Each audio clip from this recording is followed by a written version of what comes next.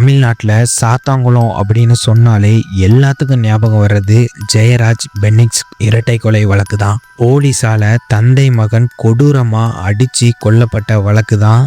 6 வருடம் கழிச்சு இந்த கேஸுக்கு கோர்ட் தீர்ப்பு கொடுத்துருக்காங்க.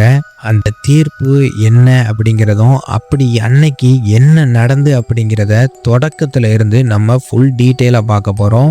இந்த வீடியோவை நீங்க பார்க்கும்போது கண்டிப்பா தட்டி கேட்கவே நீங்க பயப்படுவீங்க. ஒருத்தன் தப்பு செஞ்சான் அப்படின்னா அவனை தட்டி கேட்க கூட உங்களுக்கு பயம் வந்துடும். அந்த மாதிரி ஒரு சம்பவம் தான் இந்த இடத்துல நடந்திருக்கு. அப்ப தட்டி கேட்டவங்களுக்கு நைட்ல இருந்து காலையில வர கொடூரமா டார்ச்சர் பண்ணி கொலை பண்ண வழக்கு தான் இது. பென்னிக்ஸ் அண்ணனை நல்லாவே எனக்கு தெரியும். காலேஜுக்கு போகும்போதெல்லாம் அவரை பார்த்துக்கிட்டு தான் போவோம். ரொம்ப நல்ல அண்ணன். அந்த அண்ணனுக்கு இப்படி நடந்திருக்கவே கூடாது. இந்த கேஸை பற்றி பேசும்போதே ரொம்பவே வருத்தமாக தான் இருக்குது. இந்த வீடியோவில் நிறைய விஷயங்களை நம்ம பேச போகிறோம். இதை ஸ்கிப் பண்ணாமல் பாருங்கள். ஃபுல்லாக இந்த கேஸை பற்றி தெரிஞ்சுக்காங்க.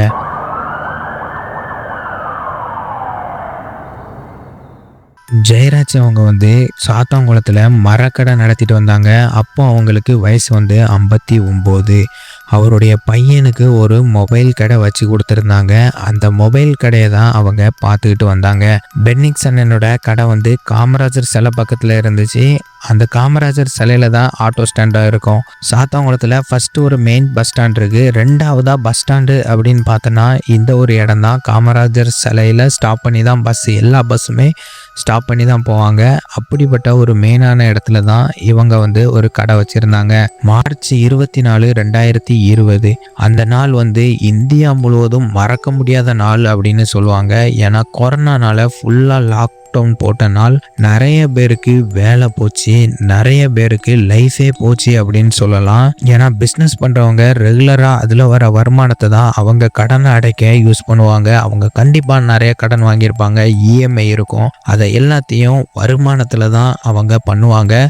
கடை ஓப்பன் பண்ணலன்னா அவங்களுக்கு ஏது வருமானம்? அந்த மாதிரி நாள் தான் அந்த லாக்டவுன் நாள். அதுக்கப்புறம் 2 மாதம் கழிச்சு தான் கொஞ்சம் கொஞ்சமாக கடைகளுக்கு ஓப்பன் பண்ணலாம், ஒரு குறிப்பிட்ட டைம் கொடுத்து நீங்கள் ஓப்பன் பண்ணலாம் அப்படின்னு சொன்னாங்க. ஸோ உங்களுக்கு தெரிஞ்சது தான், அந்த நேரத்தில் எல்லாருமே கொஞ்ச நேரம் ஓப்பன் பண்ணுவாங்க, அதுக்கப்புறம் கடையை மூடிடுவாங்க. அத்தியாவசியமான கடைகள்லாம் கொஞ்ச நேரம் அதிகமாகவே கொடுத்தாங்க. அது மட்டும் இல்லாமல் அவங்கள முன்னாடியே ஓப்பன் பண்ண சொல்லிட்டாங்க. ஆனால் பென்னிக்ஸோட கடை ஃபோன் கடை. யாருக்குமே அத்தியாவசியம் அப்படின்லாம் கிடையாது. ஒரு குறிப்பிட்ட டைமில் ஓப்பன் பண்ணோம், க்ளோஸ் பண்ணோம், இப்படி தான் அவருடைய லைஃப் ஒரு மாதமாக போயிட்டு இருந்திருக்கு. ஜூன் மாதம் 18 தேதி 2020 அன்னைக்கு ஜெயராஜ் அவங்க கடை முன்னாடி மரக்கடை சம்பளம் வாங்கிறதுக்காக சில பேர் நின்றுட்டு இருந்திருக்காங்க. அங்கே வந்த பொருட்களை அடிச்சிருக்காங்க. அப்போ அவங்க எதுக்கு அடிக்கீங்கன்னு கேட்கும்போது, எதுக்கு நீங்கள் கடைக்கெலாம் வாரீங்க, எதுக்கு நீங்கள் இங்கே நிற்கீங்க அப்படின்னு கேட்டு அடிச்சிருக்காங்க. நீங்கள் கடையை ஓப்பன் பண்ணக்கூடாதும் அப்படின்னும் அவங்கக்கிட்ட பேசினதா சொல்லப்படுது. ஸோ அதனால் ஜெயராஜ் அவங்க சொல்லியிருக்காங்க, மணல்குள்ளே அடிக்கிறவனெல்லாம் விட்டுருங்க, எங்களை பிடிச்சி நீங்கள் பேசுங்க அப்படிங்கிற மாதிரி பேசியிருக்காங்க. ஸோ அப்போ ஃப்ரெண்ட்ஸ் ஆஃப் போலீஸாக இருந்த ஒருத்தர் வீடியோ எடுக்கிறாரு. அது மட்டும் இல்லாமல் அங்கே எஸ்ஐயாக இருந்த பாலகிருஷ்ணர் அவர்கிட்ட கொண்டு போய் காட்டுறாரு. சார் இங்க பாருங்க, இந்த மாதிரி ரொம்ப மோசமா இவர் பேசுறாரு, அது மட்டும் இல்லாம அடிச்சு போடுவேன் அப்படின்லாம் பேசுறாரு சார். அந்த மாதிரிலாம் எக்ஸ்ட்ரா பெட்டிங்க போட்டு அவர்கிட்ட உசப்பேத்தி விட்டுருக்காரு. அதுக்கு முன்னாடி கொஞ்ச நாள் முன்னாடி ஒரு சம்பவம் நடந்திருக்கு.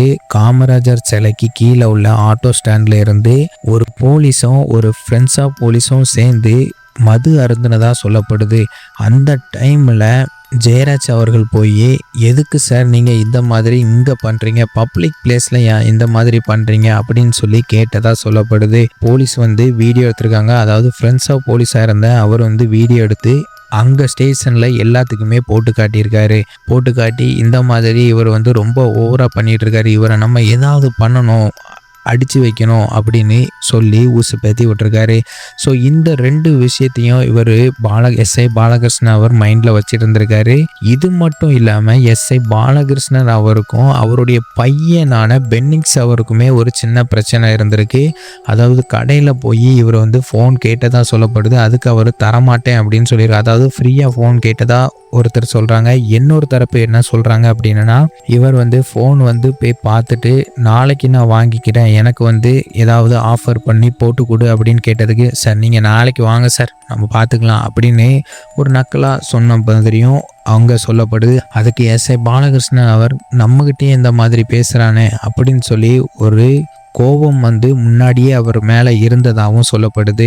அதாவது இவருடைய பையன் மேலேயும் இவருடைய அப்பா மேலேயும் ஒரு கோபம் வந்து முன்கோபம் முன்னாடியே இருந்திருக்கு. ஸோ இப்படி இவங்களுக்குள்ள முன்னாடியே இருந்த பிரச்சனைனால அன்னைக்கு மரக்கடையில் நடந்த பிரச்சனையை பேஸ் பண்ணி இவங்க வந்து கடையை க்ளோஸ் பண்ண முனுக்காங்க அப்படின்னு சொல்லிட்டு ஜெயராஜ் அவரை வந்து போலீஸ்காரங்க பிடிச்சிட்டு போகிறாங்க. இந்த தகவலை பென்னிக்ஸோட ஃப்ரெண்ட்ஸ் வந்து சொல்கிறாங்க, இப்படி உங்கள் அப்பாவை போலீஸ்காரங்க பிடிச்சிட்டு போயிட்டாங்க, வேகமாக போய் கூப்பிட்டுவாங்க அப்படின்னு சொல்லும்போது பென்னிக்ஸ் வந்து என்ன பண்ணியிருக்காரு அப்படின்னா, தனியாக போனால் எப்படியும் ஏதாவது சொல்லுவாங்க, போலீஸ் ஸ்டேஷனில் கண்டிப்பாக ஏதாவது சொல்லுவாங்க, மரியாதை தர மாட்டாங்கன்னு சொல்லிட்டு ஒரு அட்வொகேட் ஃப்ரெண்டை கூப்பிட்டு தான் போயிருக்காரு. அவர் அங்கே போகும்போது ஜெயராஜ் அவங்கள ரொம்ப மோசமான நிலைமையில போட்டு அடிக்க ஆரம்பிச்சிருக்காங்க போலீஸ்காரங்க. அவர் அங்கே போய் சேரும்போது ஜெயராஜ் அவரை, அதாவது அவருடைய அப்பாவை ரொம்ப மோசமான நிலையில் அடிச்சிருக்காங்க. அவருடைய அப்பாவுடைய சத்தம் இவருடைய காதில் கேட்டிருக்கு. உடனே இவர் வந்து உள்ள தள்ளிக்கிட்டு போகிறாரு. கோவமே எங்கேயுமே கோவப்படாத பென்னிக்ஸ் வந்து அந்த நேரத்தில் கோவப்பட்டு, எப்படி சார் எங்கள் அப்பாவை அடிக்கலாம் அப்படின்னு சொல்லிட்டு போலீஸ் ஒருத்தரை லைட்டாக தள்ளி இருக்காரு. தள்ளிட்டு உள்ளே போகும்போது, என்னடா போலீஸே நீ கையை வைக்கிறியா அப்படின்னு சொல்லிட்டு இவரையும் தரன்னு பிடிச்சி உள்ளே இழுத்து கொண்டு போய் அடின்னு அடிச்சிருக்காங்க. அவருடைய ஃப்ரெண்ட்ஸான அட்வொகேட் வந்து, சார் என்ன சார் நீங்கள் பண்ணுறது சரியில்லையேங்கும்போது நீங்கள் வீட்டுக்கு போங்க, இல்லைன்னா உங்கள் மேலேயும் ஏதாவது பண்ணுவோம் அப்படின்னு சொல்லி அவரையும் மிரட்டினதாக சொல்லப்படுது. ஸோ அதனால் அவர் பயந்துக்கிட்டு வெளியவே நின்றுருக்காரு. அவங்க ஃபேமிலிட்டையும் தகவல் கொடுத்துருக்காரு. நைட்டு முழுதும் அவங்கள அடிக்கிற சத்தம் வெளியே கேட்டுக்கிட்டே இருந்திருக்கு. ரொம்ப சத்தம் கேட்கக்கூடாதுன்னு வாயில் துணியெல்லாம் வச்சுருக்காங்க. அடின்னு அடிச்சிருக்காங்க. அது மட்டும் இல்லாமல் அவருடைய இன்னர் பார்ட்ஸில் கம்பை எடுத்து அதில் எண்ணெயை தடவி உள்ளே விட்டுருக்காங்க. ரொம்ப கொடூரமான முறையில் டார்ச்சர் பண்ணியிருக்காங்க. பாதத்தில் அடித்தது மட்டும் இல்லாமல் அவருடைய அப்பாவுக்கும் அதே மாதிரி பண்ணியிருக்காங்க. அப்போது அவர் வந்து கெஞ்சிருக்காரு, சார் விட்டுருங்க சார் விட்டுருங்க சார், இனிமே அந்த மாதிரி பேச மாட்டோம் பண்ண மாட்டோம் சார், விட்டுருங்க சார், தெரியாமல் பண்ணிட்டோம் அப்படின்னு சொல்லும்போது கூட அவங்க விடாமல், நீ என்னடா எங்களையே ஏற்று பேசுறது, நீ என்னடா எங்கள் மேலேயே கையை வைக்கிறது அப்படின்னு சொல்லிட்டு ஒரு சைக்கோ மாதிரி அங்கே இருந்த போலீஸ்காரங்க எல்லாரும் செயல்பட்டுருக்காங்க. ஒரு சிலர் வந்து பார்த்துக்கிட்டு இருந்திருக்காங்க, அதில் மாற்றுக்கிறதே கிடையாது. ஆனால் 3 பேர் அடித்ததா சொல்லப்படுது. அதில் ஒருத்தர் ஃப்ரெண்ட்ஸ் ஆஃப் போலீஸ் அப்படின்னு சொல்லப்படுது. அவ்வளோ கொடூரமாக அடிச்சிருக்காங்க. இந்த ஃப்ரெண்ட்ஸ் ஆஃப் போலீஸுக்கு வந்து உதவி செய்கிறதுக்காக தான் கொண்டு வரப்பட்டது. போலீஸ்காரங்க ரொம்ப நேரம் வேலை பார்க்குறாங்க அப்படின்னு ஒரு காவல் அதிகாரி தான் இவங்களை கொண்டு வந்தாங்க. இந்த திட்டத்தை கொண்டு வந்து அதுக்கப்புறம் ஃபுல்லாக தமிழ்நாடு முழுவதும் கொண்டு வந்தாங்க. ஆனால் இந்த கேஸுக்கு அப்புறம் ஃப்ரெண்ட்ஸ் ஆஃப் போலீஸே இருக்கக்கூடாது அப்படிங்கிற ஒரு நிலைமைக்கு மாறிட்டு, ஏன்னா அந்த ஃப்ரெண்ட்ஸ் ஆஃப் போலீஸ் வந்து தூண்டி விட்டதன் பேரில் தான் இந்த கொடூரமான செயல்கள்லாம் நடந்திருக்கு. ஸோ இந்த மாதிரி இவங்களை காலையில் வரைக்கும் கொடூரமாக அடித்து டார்ச்சர் பண்ணிவிட்டு அதுக்கப்புறமா மெடிக்கல் செக்கப்புக்காண்டி ஹாஸ்பிட்டல் சாத்தாங்குளத்துக்கு கூப்பிட்டு போகிறாங்க. தூக்கிட்டு தான் போயிருக்காங்க. அவங்கள வந்து கூட்டிகிட்டு போகலை, தூக்கிட்டு தான் போயிருக்காங்க. அந்தளவுக்கு மோசமாக இருந்திருக்காங்க. இவங்க பென்னிக்ஸ் வீட்டுக்கு வந்து சாரம் வந்து கேட்டு வாங்கியிருக்காங்க. சாரம்னா வேட்டி வந்து கேட்டு வாங்கியிருக்காங்க. வேட்டி அவங்க ஒயிட் கலர் கொடுக்கும்போது, இதெல்லாம் நீங்கள் இது தராதிங்க, கலரு அதாவது டார்க்கு கலர் தாங்க அப்படின்னு சொல்லி கேட்டு வாங்கியிருக்காங்க. அந்த டார்க்கு கலரே ஈரமாயிட்டே இருந்திருக்கு. அதனால் இவங்க வந்து 3-4 வேஷ்டி மாற்றிருக்காங்க. சாரத்தை மாற்றி அவங்கள கூப்பிட்டு போயிருக்காங்க. ஏன்னா இரத்த கசிவு வந்து அவருக்கு தொடர்ந்து இருந்துக்கிட்டே இருந்திருக்கு. இப்படி இருக்கும்போதே டாக்டர் வந்து இவங்க நல்லா தான் இருக்காங்க அப்படின்னு ஒரு நல்ல சர்டிஃபிகேட்டை கொடுத்து அனுப்பிடுறாங்க. ஏன்னா போலீஸ்காரங்க சொல்கிறது தான் நிறைய பேர் செய்வாங்க, ஒரு ஃபார்மாலிட்டிக்காக தான் செய்வாங்க. அங்கே வந்து நம்ம போலீஸ்காரங்களை எதிர்த்து எந்த டாக்டரும் பேச மாட்டாங்க. இல்லை சார் அவங்க வந்து சரியில்லை, அவருக்கு நாங்கள் ஃபுல் செக்கப் பண்ணி ஆகணும், பண்ணிட்டு தான் நாங்கள் பண்ணுவோம் அப்படின்னு யாருமே சொல்ல மாட்டாங்க. எல்லாரும் சரி நல்லா இருக்காரா, பேசுகிறாரா, ஒரு வார்த்தை சும்மா நல்லா இருக்கீங்களா அப்படின்னு கேட்டுட்டு இவங்க வந்து ஒரு சர்டிஃபிகேட்டாக கொடுத்துருவாங்க. ஸோ இந்த மாதிரி தான் நிறைய இடத்துல ரிப்போர்ட் கொடுக்கறதா சொல்லப்படுது. நெக்ஸ்ட்டு வந்து நீதிபதி கிட்ட கூப்பிட்டு போகிறாங்க. நீதிபதியாவது அவங்கள கொஞ்சம் நல்லா பார்த்துருந்தாங்க அப்படின்னா கண்டிப்பாக கண்டுபிடிச்சிருப்பாரு உடல்நலம் ரொம்ப மோசமாக இருக்குது அப்படின்னு. நீதிபதி முன்னாடியே எல்லாரும் மறைச்சு நின்று அவங்க நல்லா தான் இருக்காங்க அப்படின்னு சொல்லி போலீஸ்காரங்க அங்கேயும் ஒரு ஆக்டிங்கை போட்டு அவங்கள வந்து அடுத்த ஸ்டேஜுக்கு, அதாவது கோவில்பட்டி சப் ஜெயிலில் கொண்டு போய் அடைச்சிடுறாங்க. அங்கே கொண்டு போய் அடைச்ச ஒரே நாளில் ஜெயராஜ் அவங்களுக்கு உடம்பு சரியில்லாமல் வருது. பெனிக்ஸ் அவருக்கும் அதே நாளில் உடம்பு சரியில்லாமல் வருது. பெனிக்ஸ் அவரையும் ஜெயராஜ் அவரையும் ஒரே நேரத்தில் ஹாஸ்பிட்டல் கூட்டு போகிறாங்க. ஃபர்ஸ்ட் வந்து பெனிக்ஸ் அவர் தான் இறந்து போகிறாரு. அப்படியே கொஞ்ச நேரத்திலேயே ஜெயராஜ் அவரும் இறந்து போகிறாரு. மூச்சு விட முடியாமல் இறந்து போகிறாரு. பெனிக்ஸ் அவர் எப்படி இறந்துருக்காரு அப்படின்னு சொல்லிட்டு அவரை பிரேத பரிசோதனை பண்ணவங்க என்ன சொல்லியிருக்காங்க அப்படின்னா, அவருடைய இன்னர் பார்ட்ஸில் வந்து இரத்த கசிவு அதிகமாக இருந்ததுனால இறந்து போயிருக்காரு. அப்போ கொஞ்சம் யோசிச்சு பாருங்க எந்த அளவு அவங்க வந்து கம்பை வச்சு டார்ச்சர் பண்ணியிருக்காங்க அப்படின்னு. அதை சொல்கிறதுக்கே ரொம்ப கஷ்டமாக இருக்குது. அவ்வளோக்குள்ள கொடூரத்தை அனுபவிச்சிருக்காரு. அவருடைய அப்பா வந்து எப்படி இறந்து போயிருக்காரு அப்படின்னா, அவருடைய நெஞ்சு எலும்பு வந்து உடஞ்சி அவருடைய நுரையீரலில் குத்திருக்கு. அப்போ எந்த அளவுக்கு பூட்ஸை போட்டு மிதிச்சிருப்பாங்க அப்படின்னு கொஞ்சம் யோசிச்சு பாருங்க. விசாரணை படத்துலலாம் நீங்கள் பார்த்துருப்பீங்க. அந்த அளவுக்கு கொடூரத்தை அனுபவிச்சிருப்பாரு அப்படின்னு நம்ம சொல்லலாம்.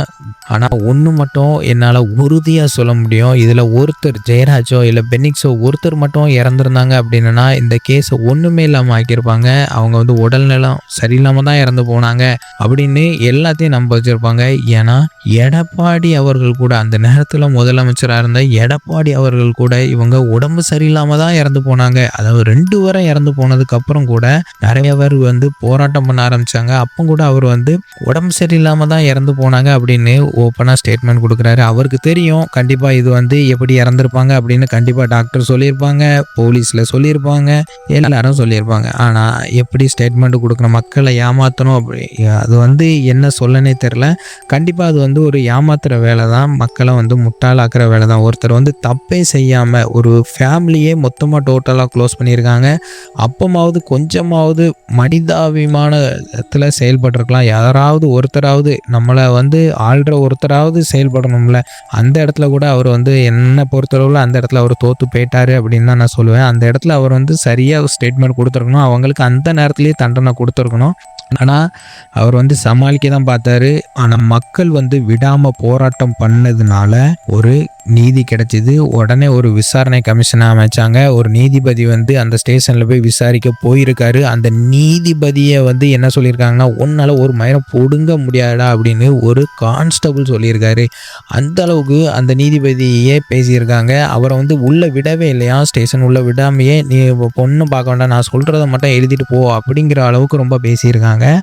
அதனால் அவர் வந்து அவருக்கு மேலே உள்ளவர்கிட்ட சொல்லும்போது அவர் வந்து ஒரு போலீஸ் ப்ரொடெக்ஷனோட வேறு இடத்துலேருந்து போலீஸ் ப்ரொடெக்ஷனோட அவரை வந்து எல்லா இடத்தையும் இன்ச் பை இன்ச்சாக செக் பண்ண சொல்லியிருக்காரு. அப்படி செக் பண்ணும்போது அங்கே இருந்த ஒரு மகளிர் போலீஸ்கிட்ட கேட்கும்போது அவங்க வந்து ஒரு நம்பரை கொடுத்துருக்காங்க. அவங்க நம்பரை கொடுத்து நீங்கள் நைட்டு பேசுங்க சார் அப்படின்னு சொல்லும்போது அவங்க நைட்டு பேசியிருக்காங்க. அப்படி பேசும்போது அவங்க கொடுத்த தகவல்லாம் கேட்கும்போது இவரே ஒரு செகண்ட் ஆடி போயிருக்காரு. ஏன்னா ஜெயராஜ் பெனிக்ஸை முதல்லையே பிளான் பண்ணி தான் தூக்கியிருக்காங்க. ஒரு நாள் முன்னாடியே இவரை வந்து ஏதாவது பண்ணணும், கண்டிப்பாக இவனை கவனித்து விடணும் அப்படின்னு சொல்லிட்டு ஜெயராஜ் அவரை அடிக்கிறதுக்கு முன்னாடியே பிளான் பண்ணியிருக்காங்க. ஆனால் பெனிக்ஸ் வந்து தெரியாமல் உள்ளே வந்து மாட்டியிருக்காரு. அவருடைய அப்பாவை அடிக்காமல் தாங்க முடியாமல் அவர் வந்து உள்ளே வந்து மாட்டியிருக்காரு. ஸோ இந்த மாதிரி கொடூரமாக இவங்க வந்து இருந்திருக்காங்க அப்படின்னு எல்லாத்தையுமே அந்த பெண் போலீஸ் வந்து சொல்லிடுறாங்க. இவங்க சொன்ன எல்லாத்தையுமே நீதிபதி அஃபிஷியலாக ரெக்கார்ட் பண்ணி எல்லாத்தையுமே அவர் வந்து கோர்ட்டில் வந்து சப்மிட் பண்ணுறாரு. இப்படி இவர் ரிப்போர்ட்டு கொடுத்தும் கூட போலீஸ்காரங்களை பெருசாக அந்த நேரத்தில் ஆக்ஷன் எடுக்காமல் தான் இருந்திருக்காங்க. வேறு துறையில் மாற்றி போட்டுட்டு தான் இருந்தாங்க. ஆனால் மக்களுடைய போராட்டம், தொடர் போராட்டம், இந்த ஸ்டேட்மெண்ட் வந்து அவங்களுக்கு அகைன்ஸ்டாக இருந்ததுனாலையும் இவங்க வந்து தப்பே பண்ணலை, எந்த ஒரு தப்புமே பண்ணலை அப்படிங்கிறது நிரூபிக்கப்பட்டாலையும் 10 பேரை அரெஸ்ட் பண்ணி அதில் ஒரு சிலருக்கு மட்டும் ஜாமீன் கொடுத்துருந்தாங்க. அதாவது டேரெக்டாக அவங்கள அடிக்காதவங்க, அந்த கேஸில் சம்மந்தப்படாதவங்க சில பேர் வந்து ஸ்டேஷனில் இருந்திருக்காங்க. ஆனால் பட் அவங்கள அடிக்கலை. அன்னைக்கு வந்து ஒரு கான்ஸ்டபிள் வந்து வேலை நைட் டியூட்டி இருந்திருக்கு. ஆனால் அவர் வந்து வேலைக்கே போகாமல் வீட்டில் தான் இருந்திருக்காரு. ஆனால் மற்ற போலீஸ்காரங்களை காப்பாற்றணும் அப்படிங்கிறதுக்காகவோ இல்லை அவர் வேலையை காப்பாற்றணும் அப்படிங்கிறதுக்காகவோ ஏதோ ஒரு சம்திங் பொய் சொல்லியிருக்காரு. அதுக்காகவே அவரை பிடிச்சி உள்ள தூக்கி வச்சுருக்காங்க. ஸோ இப்படியும் சில பேர் இதில் மாட்டினாங்க. எல்லாருமே அவங்கள அடித்து டார்ச்சர் பண்ணியிருக்காங்க அப்படின்னு சொல்ல வரல. அதனால் சில பேருக்கு ஜாமீன் கொடுத்துருக்காங்க. சில பேருக்கு முக்கியமாக இதில் கேஸில் உள்ளவங்க எல்லாத்துக்குமே ஜாமீனே கொடுக்காம 6 வருஷமாக உள்ள வச்சுருந்தாங்க. இப்போ தீர்ப்பு என்ன இவங்களுக்கு கொடுத்துருக்காங்க அப்படின்னா 10 பேரில் ஒருத்தர் இறந்தும் போயிட்டாரு. இப்போ 10 பேரும் குற்றவாளி தான் அப்படின்னு தீர்ப்பு நீதிமன்றம் கொடுத்துருக்காங்க. இவங்களுக்கு என்னென்ன தண்டனை விவரம் வரும், அதாவது எத்தனை வருஷம் ஜெயில் அப்படிங்கிறது இன்னும் கொஞ்ச நாளில் சொல்லுவாங்க. மொத்தத்தில் இவங்களுக்கு இப்படி கொடுத்ததுனால இவங்க ஃபேமிலியில் ரொம்ப சந்தோஷப்பட்டாங்க. இவங்க அம்மாவுக்கு, அதாவது பென்னிக்ஸோட அம்மாவுக்கு இதனால் வரைக்கும் அவங்க ஃபேமிலி தெரியாமல் எப்படி அடித்து கொண்டாங்க அப்படிங்கிறதெல்லாம் தெரியாமல் தான் இருந்திருக்கு. அந்த கோர்ட்டில் எல்லா விஷயங்களையும் சொல்லும்போது அவங்க அம்மா கண்ணில் கண்ணீர் நிற்காமல் வந்திருக்கு. அப்போ அவங்க நினச்சது ஒன்று தானா, நீதி வென்றது, மக்களுடைய நீதி வென்றது அப்படின்னு தான் அவங்க நினச்சிட்டு இருந்திருக்காங்க. அதில் கொஞ்சம் சந்தோஷம்தான் பட்டாங்க. பட் இருந்தாலும் அவங்களுக்கு தீராத வடு தான். எப்படி இருந்தாலும் அவங்க கணவனும் ஒரே ஒரு பையனும் இறக்கும்போது எப்படி இருக்கும் அந்த நிலைமையை நீங்கள் கொஞ்சம் யோசிச்சு பாருங்கள். அவ்வளோ மோசமான நிலைமை தான் அந்த அம்மாவுடைய நிலைமை. கடவுள் அவங்களுக்கு ஒரு நிம்மதியை கொடுப்பார். அதே மாதிரி அவருடைய ஆத்மாக்கள் சாந்தி அடையும். 2 பேர் ஆத்மாவும் கண்டிப்பாக சாந்தி அடையும். நீங்கள் இந்த கேஸை பற்றி என்ன நினைக்கிறீங்க? லாக்அப் டெத் இப்போ, அதாவது இந்த கேஸ் நடந்ததுக்கப்புறம் இப்போவும் நடந்துட்டு இருக்கா இல்லையா அப்படிங்கிறத பற்றியும் நீங்கள் என்ன நினைக்கிறீங்க அப்படிங்கிறத கமெண்டில் சொல்லிட்டு போங்க. அப்படியே நம்ம சேனலை ஃபாலோ பண்ணுங்கள். நாங்கள் கிரைம் ஸ்டோரிஸை தொடர்ந்து போடுவோம். நன்றி, வணக்கம்.